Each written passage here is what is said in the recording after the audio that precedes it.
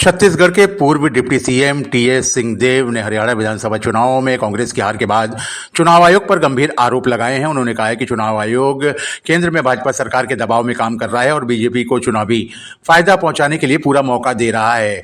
TS Singhdeo ने one nation one election नीति के बावजूद चुनाव आयोग जो इसे लागू नहीं कर रहा है, जिस पर बड़ा सवाल उठाया है। आपको बताते चलें कि छत्तीसगढ़ के पूर्व उप मुख्यमंत्री टीएस सिंहदेव बलरामपुर जिले के दौरे पर हैं। उन्होंने कांग्रेस कार्यकर्ताओं से मुलाकात की और आगामी नगरीय निकाय चुनाव को लेकर खास चर्चा भी की। हरियाणा विधानसभा चुनाव में कांग्रेस की हार को लेकर उन्होंने चुनाव आयोग को जिम्मेदार ठहराया, जहां पूर्व उप मुख्यमंत्री टीएस सिंहदेव ने चुनाव आयोग पर भाजपा के दबाव में काम करने का गंभीर आरोप लगाया है। उन्होंने आरोप में भाजपा सरकार के वन नेशन वन इलेक्शन को अपने कैबिनेट में पास किया, लेकिन इसे लागू करने में चुनाव आयोग निष्क्रिय रहा है। श्री देव ने कहा है कि चुनाव आयोग का यह रवैया चुनाव परिणामों को प्रभावित कर रहा है। छत्तीसगढ़ के बलरामपुर से विजय कुमार सिंह की रिपोर्ट।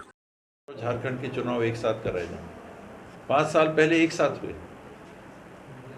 अब की राजनीतिक सुविधा को, एक दल की राजनीतिक सुविधा को देखते हुए वन नेशन वन इलेक्शन कहने वाली सरकार के पक्ष में फैसला दे दिया और देखिए परिणाम सामने आ गया। अब हरियाणा का चुनाव का परिणाम आ गया तो लोग कह रहे हैं कि इसका असर क्या पड़ेगा महाराष्ट्र में, झारखंड में। तो चुनाव के परिणामों को प्रभावित कर दिया कि नहीं चुनाव आयोग ने? ईवीएम वगैरह ये तो छोड़िए, मैं तो ये कह रहा हूँ कि नीतिगत देखिए कि चुनाव आयोग कैसे किसके दबाव में काम कर रही है। ये पूरे देश के एक एक नागरिक को समझना चाहिए कि कांग्रेस क्यों कहती है कि चुनाव आयोग दबाव में काम कर रही है। भाजपा क्या कहती है कि कांग्रेस संवैधानिक संस्थाओं के विरोध में है। कांग्रेस संवैधानिक संस्थाओं का विरोध कर रही है और संवैधानिक संस्थाएं क्या कर रही हैं? जम्मू कश्मीर में जब सीटों का परिसीमन होता है तो वैली में 54 सीटें होनी चाहिए और नीचे 36 सीटें होनी चाहिए, उसको वो 37, 47, 43 कर देती है।